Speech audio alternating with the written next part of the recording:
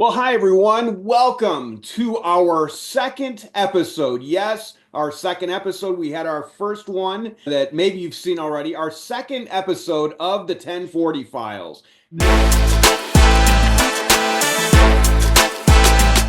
This podcast is all things tax, all things government. We're going to go through in this podcast throughout the course of it just a lot of fun topics.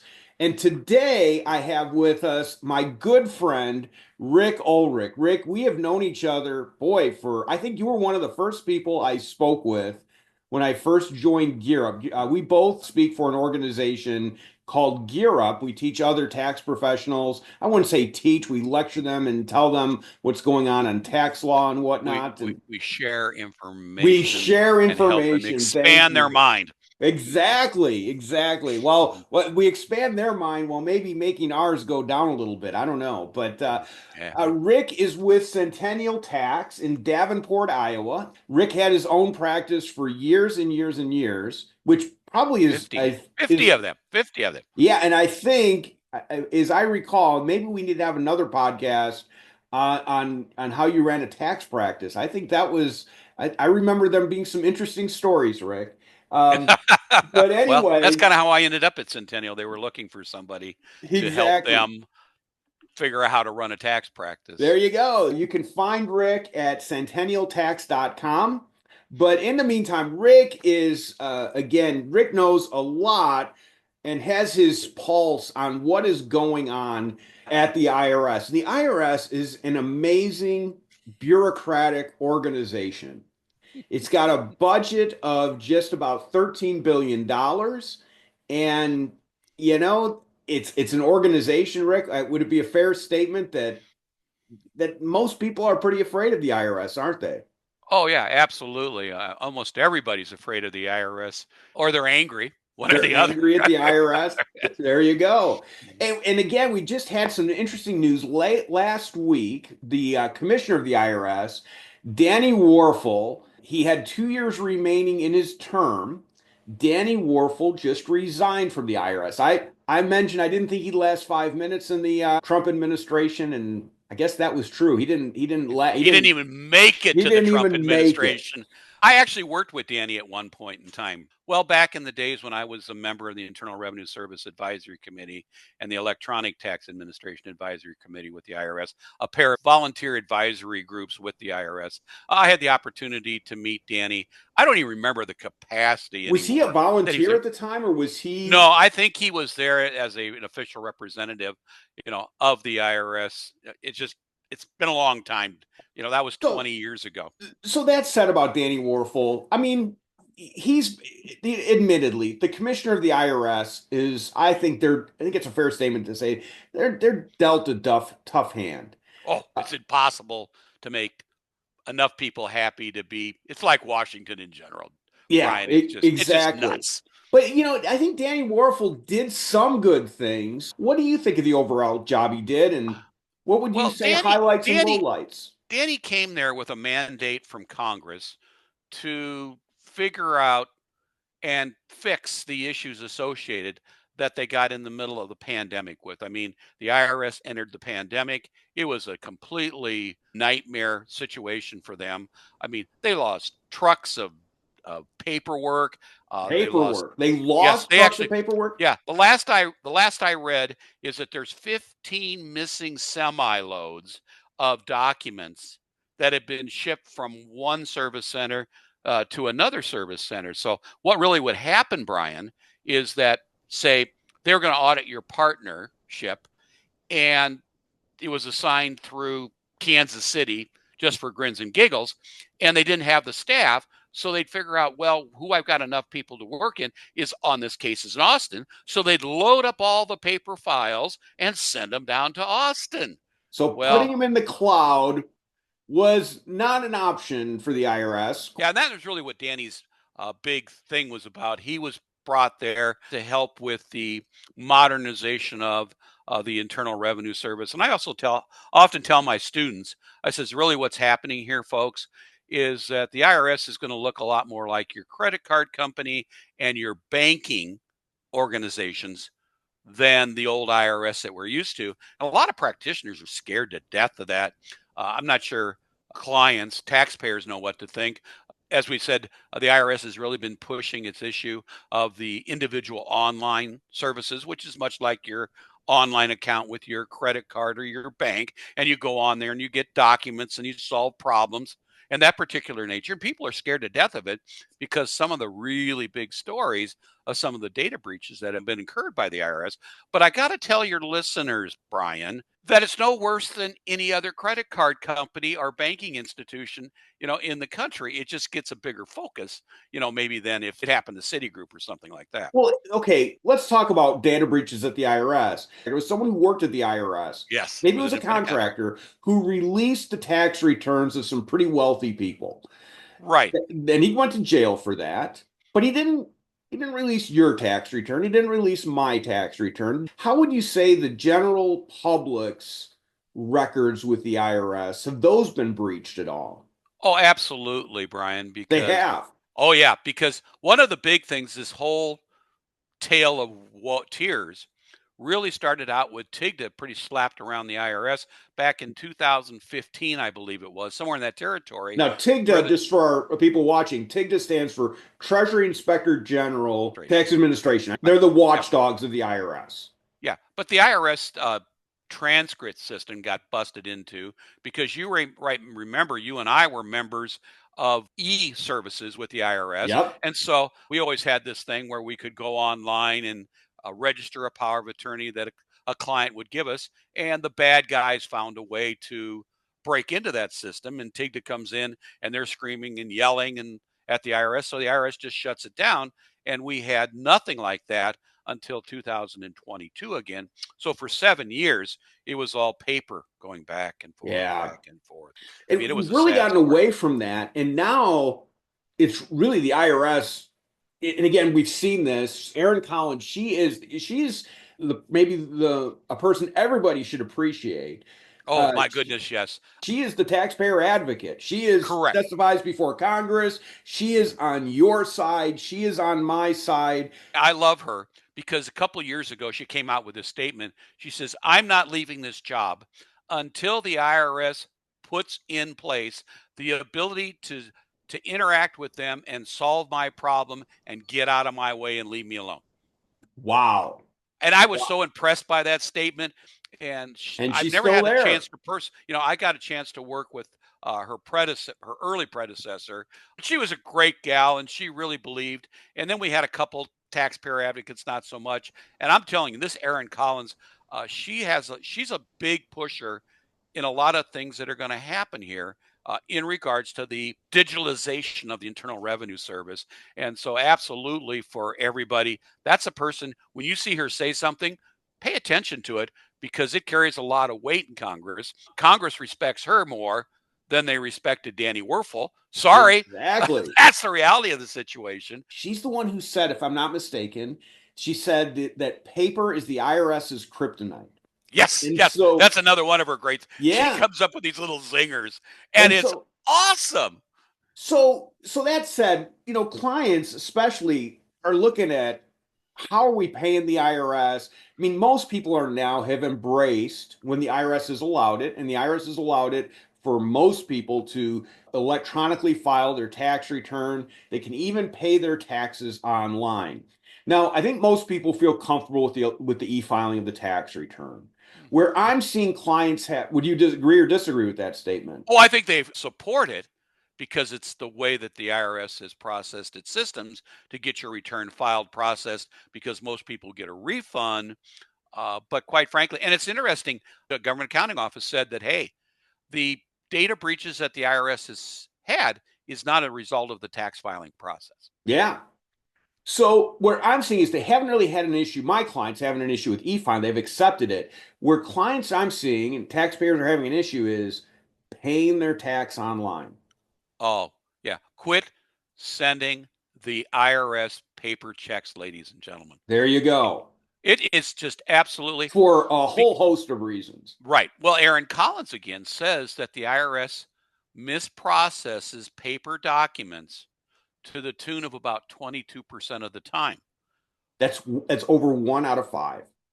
Yeah. Well, it's getting pretty close to 1 out of 4, Brian. Yeah, I mean, whichever exactly. way you want to look at that thing. But Yeah. think about this, because in one of my presentations, I got this great sample that I acquired of a 1040 ES that gets shipped to the IRS, and how the IRS does their thing on the, because they send the check into the system, and then they make, they get the estimate coupon linked together. And there's the problem.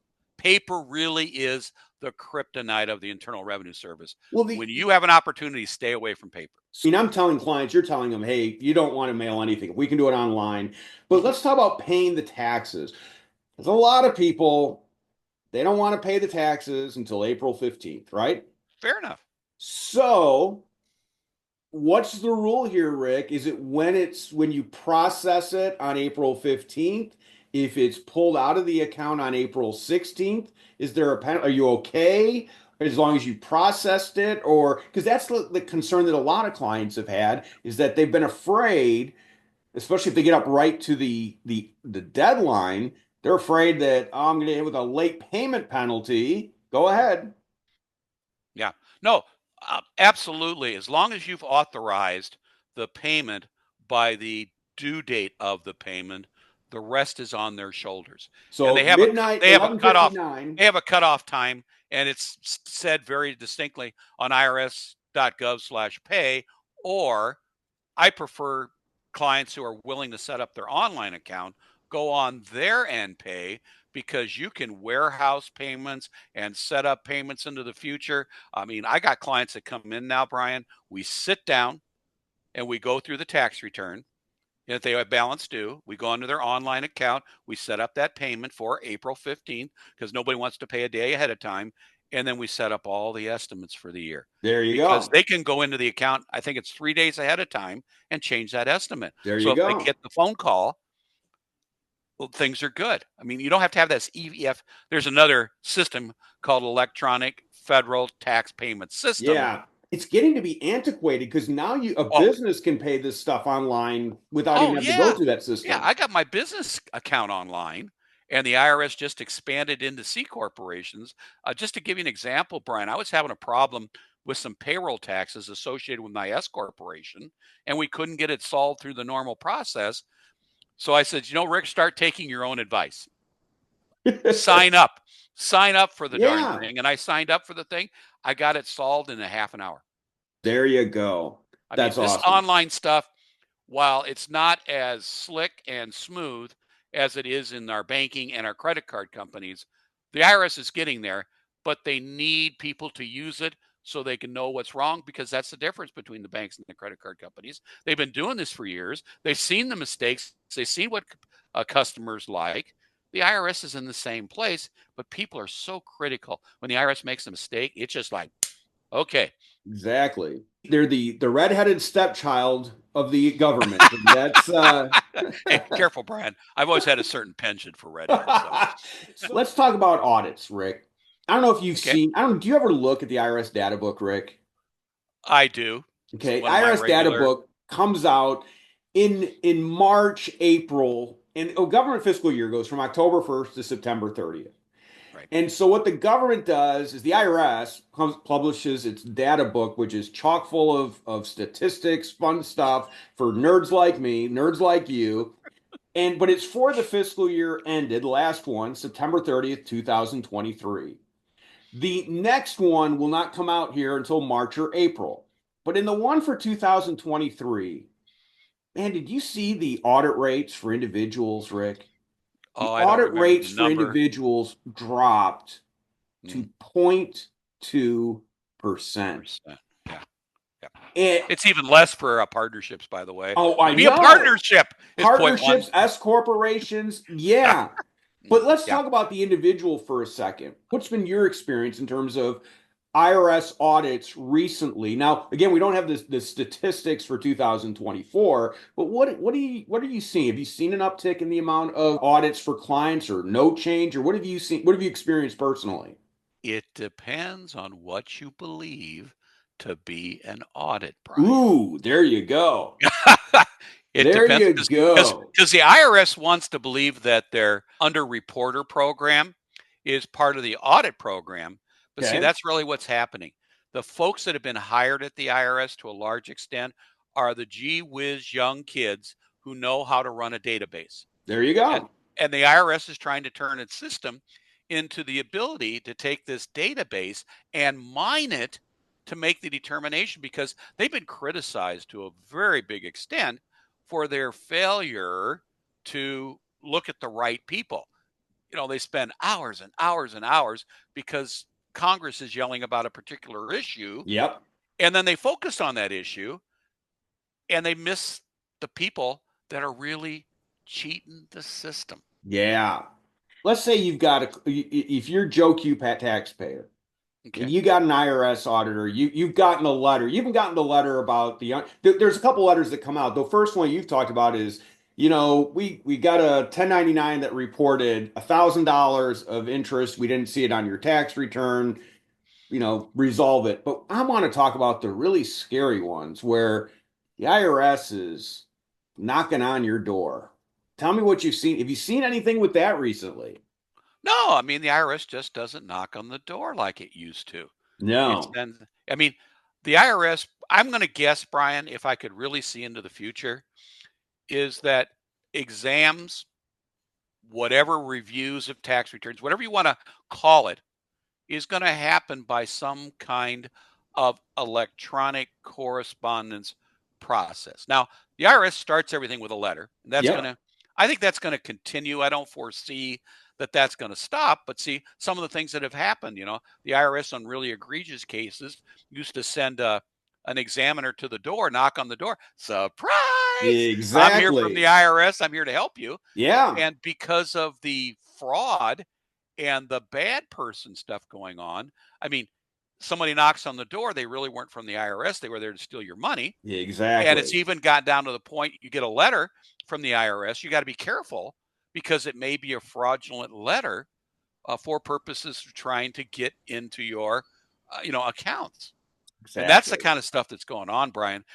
And so people really need to be very cognizant and careful that the IRS isn't necessarily the IRS. It might be somebody trying to steal you.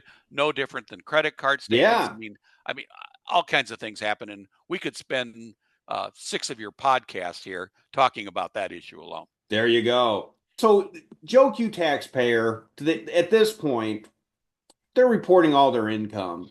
And by the way, they should be reporting all their income. They really, this should be no big deal. Oh, Fair enough? absolutely. Yeah, Okay. absolutely. And what you will notice, Brian, as a practitioner, you probably already have, is that Congress and IRS is focused on getting more information returns processed. Oh, yeah. So the real issue for John Q taxpayer is making sure you get all those documents collected, Yep. make sure you haven't forgotten anything. And of course, just because you don't get a document doesn't mean it's not required to be Exactly. reported, but some people get there. But really make sure that those documents that you got are in fact on the tax return in the right place. And I can't encourage that enough. You and I both understand that as practitioners of too many years, so to speak. Yeah. But more and more people, are doing what I call DIY tax preparation. Yep. They get online, and there's nothing wrong with No, TurboTax and all that exactly. for basic, simple returns. I have no problems with that. But they don't understand the impacts of some of this stuff. And here's a great example. This year, we're going to see a lot more 1099Ks Yeah, because come the flying out. amount's gone down big time. Yeah. And somebody's going to say, well, all I did was sell my car online. I didn't make anything on it. So I don't need to Exactly. report it. So I do nothing. So I leave it off the tax return. And you're going to spend a good part of your life in the next year, year and a half is trying to convince the Internal Revenue Service exactly what really happened. I sold my Exactly. car. I didn't make anything on it. But, they're very engrossed in the whole process with the credit card and the third party reporting organizations that are issuing these 1099Ks. Make sure it gets on your Exactly. You got these documents. You better report it, or else you're oh you're begging for a letter. yeah. And again, nobody likes to get envelopes that say Internal No. Revenue Service in the upper left hand corner.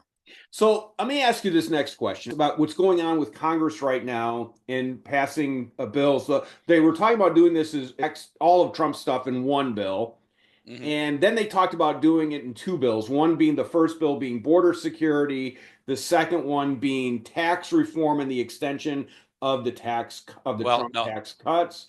Then now they've gone to three. Okay, thank They're you. Yeah. talking about three. Yeah. So, okay, I think border security, okay, I get that. I get the extension of the Tax Cuts and Jobs Act. I get that because it's set to expire on December 31st, 2025. But tell me what you think is going to happen. And I didn't find anything on this about tax simplification.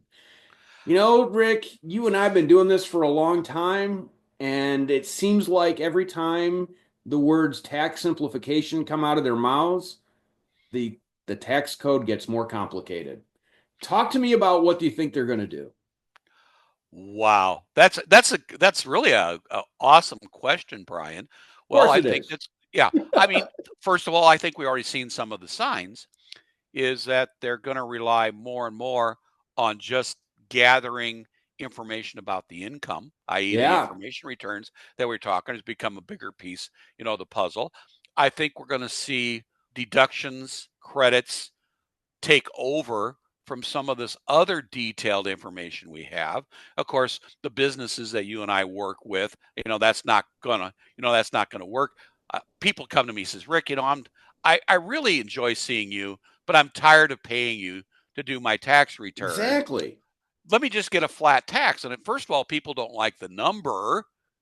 And really, a good friend of mine that served with me on some federal tax representation committees, he was always bugging the IRS.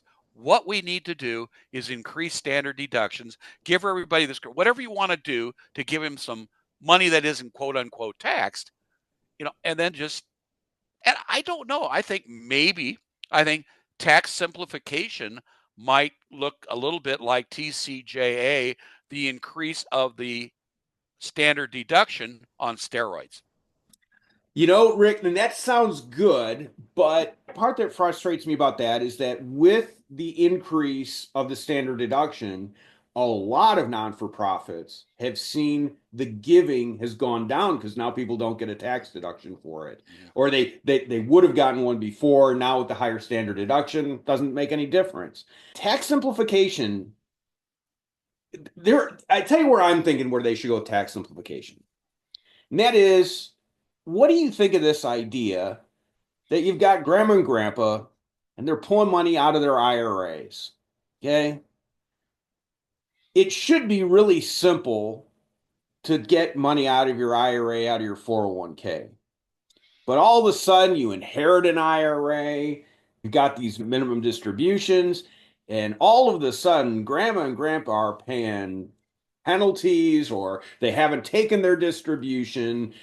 To me, that's the crime where some of this stuff would be simplified. Where would you simplify the tax code, Rick, if you were king for the day?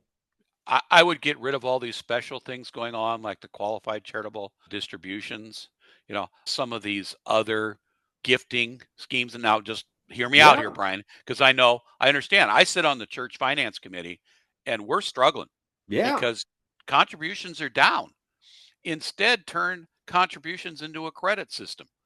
You okay, know, if you yeah. want to encourage that, and some people are talking about this, okay, instead of increasing or leaving the standard deduction where it's at, let's take it down. And if the average was X percent of a person's income at the point, that's how we deal with this credit thing. And I think that's simplification. It's easiest. So here I go. It doesn't matter. I take the money out of my IRA. I don't have to be sophisticated in Yeah, dealing with the distribution, but I know that I gave $5,000 to my church.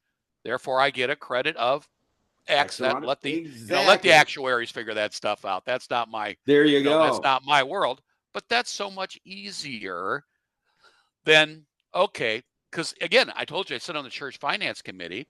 I sit in there, I'm talking to them. I says, here's what we need to do, folks. We need to educate our members about this qualified charitable distribution. And we did it, and we got an uptick in donations Exactly.